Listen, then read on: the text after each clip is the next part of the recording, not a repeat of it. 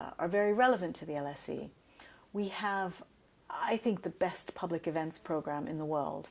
We have about 350 events every year where top speakers from everywhere in the world, Nobel laureates, prime ministers, presidents, leading business people come and speak here. And having a global network of people who one can draw on to come and talk to our students and our faculty is a big benefit. I think the other benefit is having a bit of an appreciation of what the major issues facing the world are and what we need research to answer. And it also brings a little bit of practical experience about how to run large organizations, which in the end universities are. So as a scholar and expert on economics, so what's your comment on the current status of Chinese economy?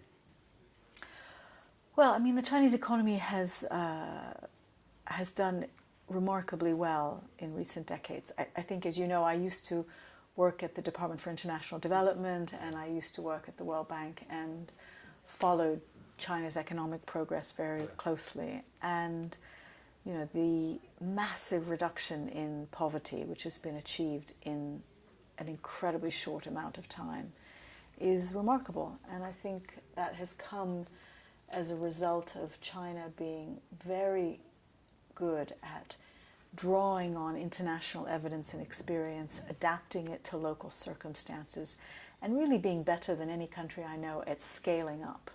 Sort of trying something, running a pilot, experimenting, and then doing it on a national scale. There are a few countries that have done it quite as successfully, I think. Thank you. So this year marks the 40th anniversary of China's reform and early life. So what do you comment on China's development? Yes. So I think the reduction in poverty has been phenomenal. Yeah. Now there are a new set of challenges that China faces. How do you avoid what's called the middle income trap? How do you transition from an export-oriented economy to one that relies more on domestic consumption?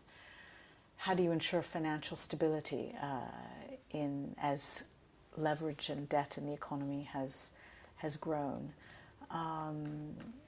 And these are different kinds of challenges. I think the other big challenge is how do you build a modern social safety net that's affordable and sustainable?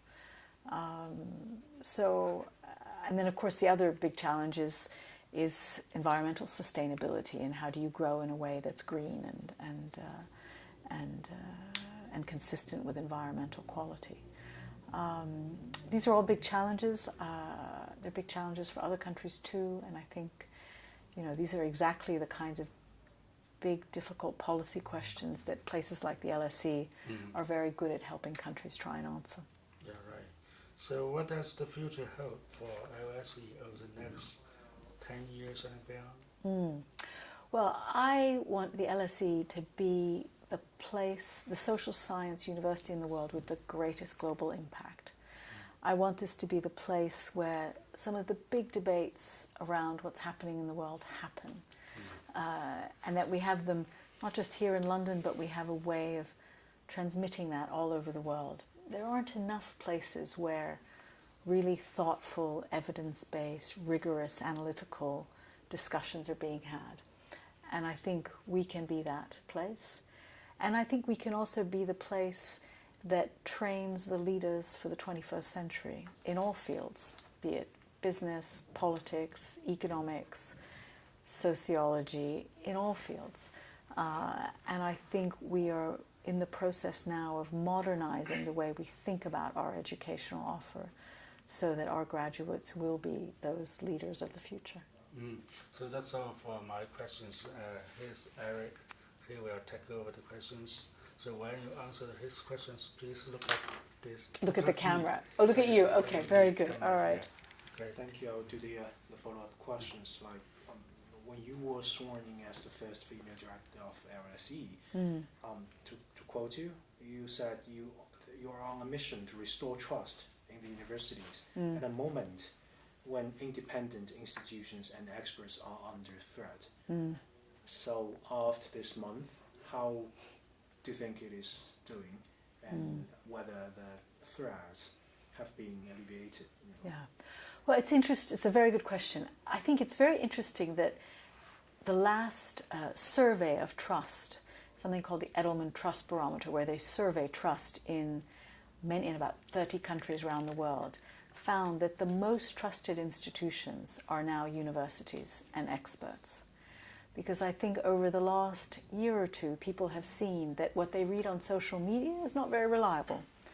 And sometimes what they read in the newspapers is not very reliable. And I think it's very interesting that at this moment, people have more confidence in truly independent academic institutions than any other institution, more than the government, more than the media, more than business, more than civil society. So I do think the tide is turning, but I also think this is a moment when universities have a great responsibility, because if people trust them, they have to make sure that what they are putting in the public domain is rigorous and high quality and can help contribute to making the world a better place. How do you think you have been doing this, to restore this confidence, specifically in your governance of LSE? Well, I think we do it in many ways.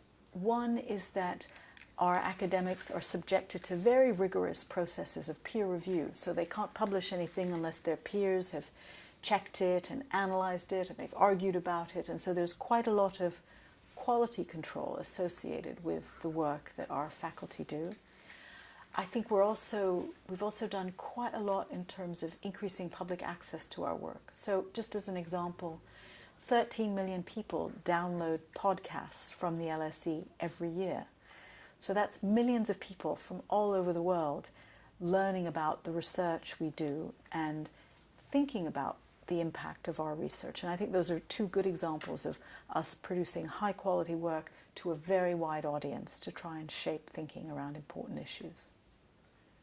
Also, to quote you, you said that you joined the LSE to explore how universities can actually confront the threat of disinformation and division. Because as media, we're quite interested in how you have been confronting the disinformation, like the false news or post-truth stuff. Well, it's interesting. We've now got a commission of LSE academics and some outsiders, which we're calling the Commission for Truth, Trust and Technology, which is looking at exactly this issue of what do people trust, what is the role of technology in spreading information, what kind, if any, regulation might be needed in order to restore people's confidence in the media. And that commission will be reporting very shortly on the findings of that work. And so I think we're very actively engaged in that really important question that's vital for the future of our democracies and our societies. I think that comes at a time when, most people, some experts believe that the cross-Atlantic anger alliance, either the rise of Trump to his presidency and also Brexit here, part of them are due to the disinformation because of the post-truth. So you think this is LSE's responsibility to help restore, to see what's going on here and how we can put them back on track? I do think we have a role to play in understanding the impact of media on society, and we have one of the best media departments in the world that is looking exactly at this set of issues. There is no doubt that the tone of the news has gotten more negative, and that social media in particular has been a mechanism for increasing the amount of negative news and sometimes fake news in the world. I think that people have shifted their views as they have seen this to be open to more regulation around the dissemination of news on social media. I think we just need to figure out how to do that, and I think there is a role for the LSE to help policymakers figure out what they can do that protects freedom of speech, but also make sure that that fake news and social media don't distort our societies and our democracies. One thing to me quite unique about you is that you were once regarded as, or ranked by Forbes, the magazine, as one of the most powerful women across the globe. And what do you think about the power? What do you think about it, and how does it feel to be the powerful director? Well, I must say, I don't feel very powerful. I think there are many things that remind you that you don't have much power. Your children usually don't think you have very much power. And